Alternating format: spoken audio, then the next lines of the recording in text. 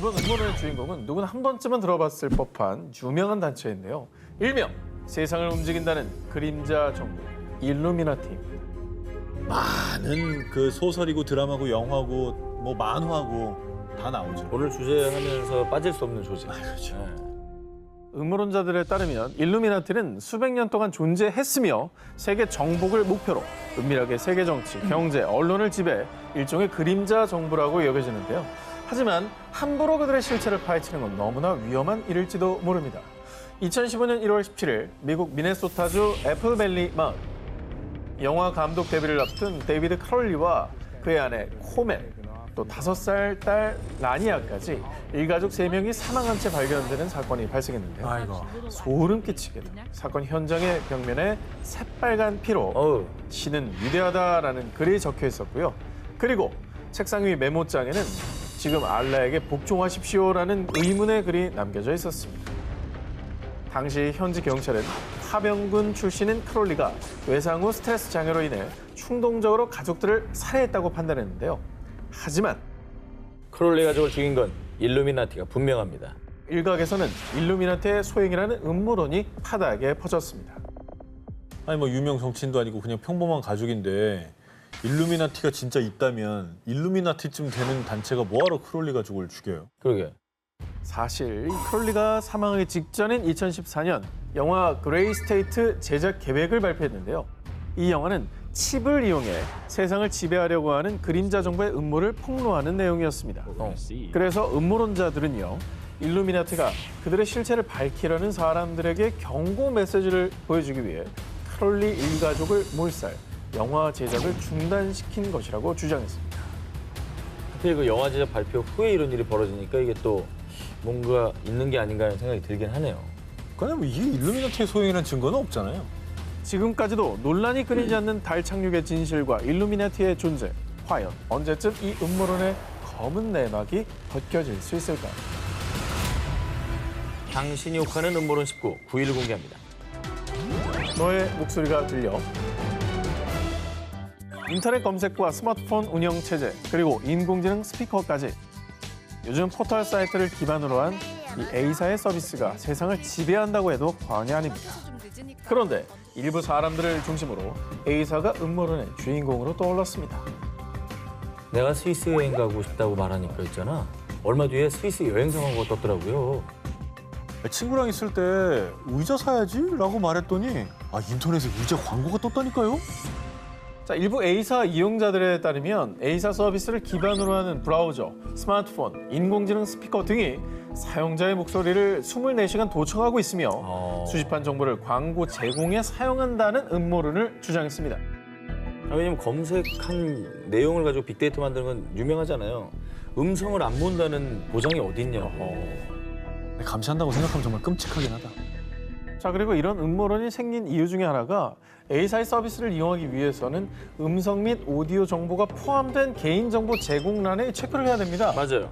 이 항목 때문에 음모론이 더욱더 확산된 겁니다.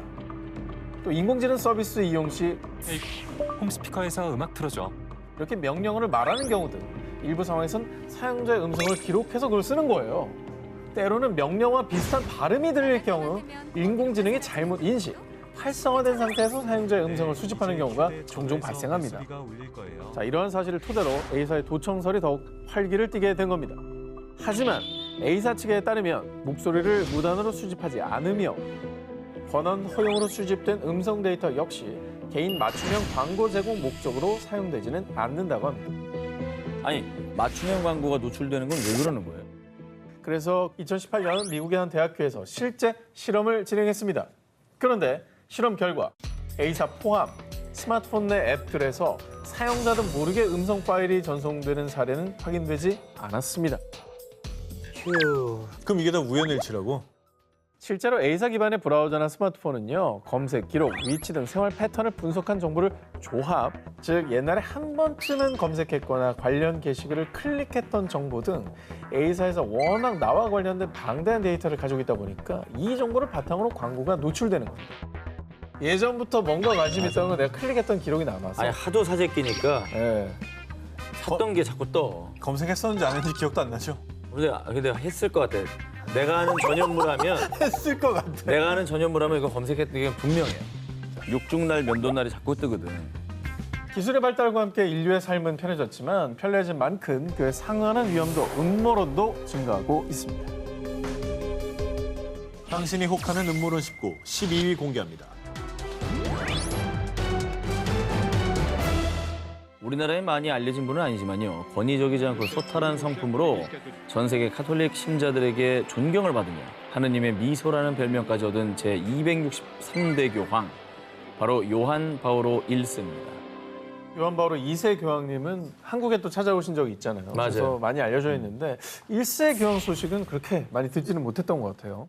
이럴 수밖에 없는 게요. 요한 바오로 1세 교황은 1978년 교황으로 선출된 지 불과 33일 만에 서거했기 때문입니다. 아이고, 한 달 만에? 네. 굉장히 짧게 재위하셨네요. 당시 교황청이 밝힌 교황의 공식 사인은요. 심근경색이었습니다. 하지만 카톨릭계에서는 교황 독살 음모론이 파다하게 퍼져 있습니다. 당시 교황청은요.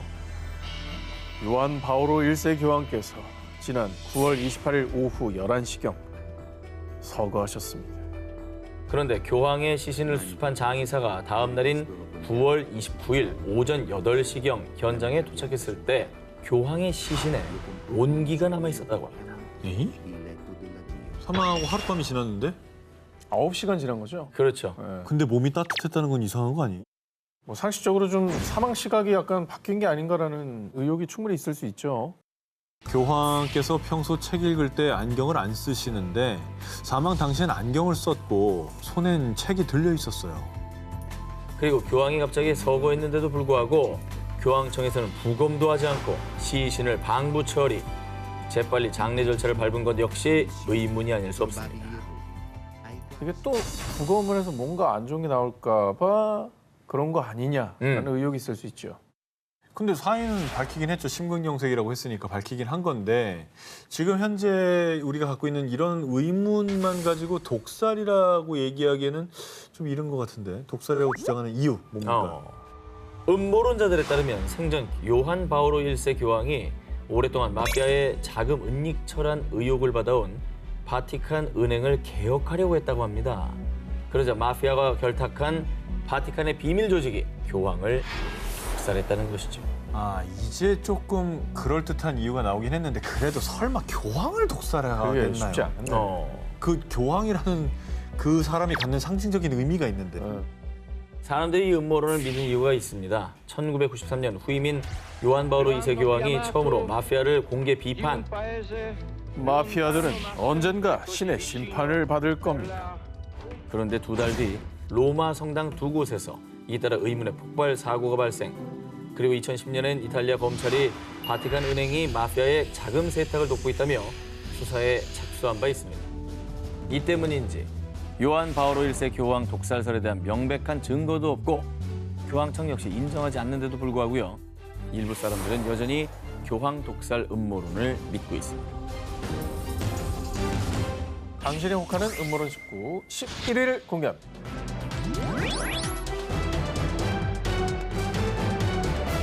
자, 이번 특종은 아무리 아니라고 해도 여전히 많은 이들이 믿고 있는 음모론입니다. 바로 1969년 인류 최초로 달 착륙에 성공한 아폴로 11호 영상은 조작됐다는 달 착륙 조작설입니다. 바람이 불고 있어요, 성조기에. 조작됐습니다. 말이 안 그리고 되잖아요. 역대 미국 대통령이 매번 질문 받는데 계속 부인하고 있는데 아직도 사람들이 안 믿어줘요. 안 믿을 만큼 이상한 일이에요. 그게 언제적 얘기입니까? 자, 그동안 우리들이 흔히 알고 있던 의혹들은 아니고요. 좀 더 구체적이고 아주 충격적인 내용입니다. 음모론자들의 주장에 따르면요. 아폴로 11호 달 착륙 영상이 사실은 스튜디오에서 촬영된 것인데 이 영상을 촬영한 사람 바로 공상과학 영화의 거장 스탠리 큐브릭 감독이라는 겁니다. 호호. 자, 아폴로 11호 달 착륙 1년 전인 1968년 큐브릭 감독의 영화 2001 스페이스 오디세이가 개봉했는데요. 자, 그런데 이 영화를 본 나사가 큐브릭 감독을 스카우트, 달 착륙 조작 영상을 제작했다는 겁니다. 그럼 엄청난 능력자 아닙니까? 네. 전 저분은 만들 수 있다고 봐요. 자, 과연 그럴까요? 음모론자들에 따르면 1980년 큐브릭 감독의 또 다른 명작 샤이닝에 아폴로 11호에 대한 비밀 코드가 숨겨져 있다고 합니다. 비밀 코드가. 자, 먼저 영화 주인공인 잭의 아들 데니가 입은 스웨터에는 아폴로 11호가 그려져 있고요. 저기 뒤에 넣은 거 아니야? 아니에요. 진짜 저걸 입고 나왔어? 그럼요. 저걸 왜 입고 나와? 그러게. 데니가 앉아있는 카페트의 무늬는 실제 아폴로 11호 발사대 패턴과 유사. 그러네. 보십시오. 저런 패턴이 흔한 것도 아니에요. 또 주인공 잭이 속담인 All work and no play makes Jack a dull boy라고 타이핑하는 장면이 나오는데요.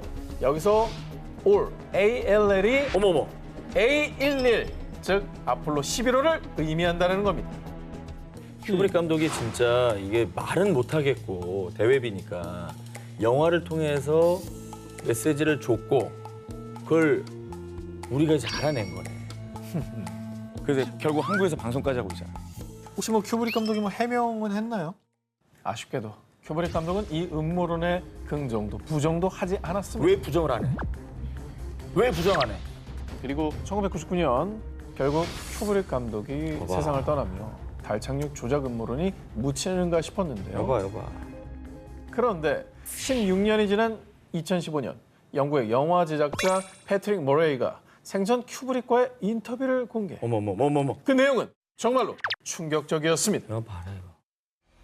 NASA promised me and gave me a lens, a special lens, which they used to photograph the moon. 진짜 저렇게 말했네. 자백을 했네요. 그냥. 음모론이 아니네. 하지만 큐브릭 감독의 아내 크리스티아는 영상 속의 목소리는 실제 큐브릭의 목소리와 다르다고 주장했지만 여전히 음모론자들은 영상이 사실이라고 주장. 결국 큐브릭 감독을 둘러싼 달 착륙 조작 음모론은 여전히 현재 진행형이라고 합니다. 당신이 욕하는 음모론 19, 5위를 공개합니다. 미 이것 시위의 배후. 여러분 워런 버핏과 함께 투자계 양대 산맥이라 불리는 투자계의 전설 조지 소로스 아십니까? 네네. 헤지펀드의 뭐 전설이죠. 딱 저희 대학생 때쯤 많이 들어봤던 이름이긴 해요. 그죠? 근데 지금은 은퇴를 했습니다. 근데 여전히 전 세계 금융시장에 막강한 영향을 끼치는 억만장자 소로스. 그런데 말입니다. 그가 우리도 아는 엄청난 사건의 배후라는 소문이 있습니다. 기업 인수 뭐 적대적 합병 뭐 이런 얘기인가? 주가 조작?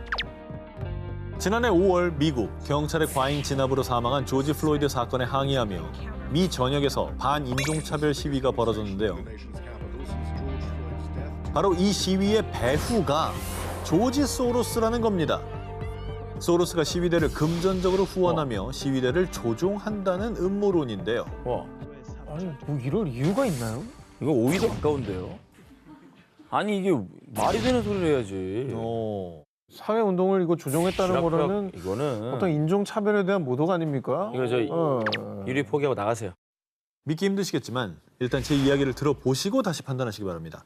소로스 시위대 배후설은 미국에서는 이미 파다하게 퍼진 이야기입니다. 소로스 시위대 배후설이 확산된 후에 SNS에서 소로스를 비난하는 글이 하루에 2만 개에서 무려 50만 개로 급증합니다. 어머머. 급기야 소로스에게 폭발물이 담긴 우편을 보내니까지 나타났습니다.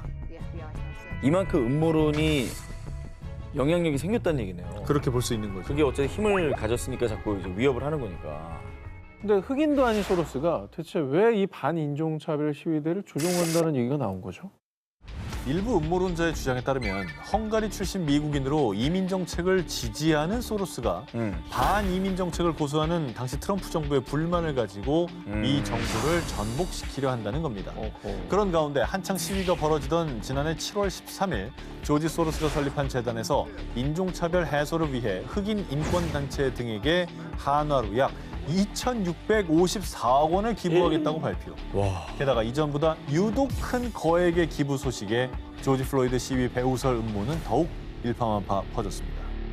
저는 약간 지나치는 뭐 야, 정체성은 없고 정말 건전한 네. 취지로 했을 것이다. 인종차별 나쁘니까 그거 하지 맙시다라고 기부한 거죠.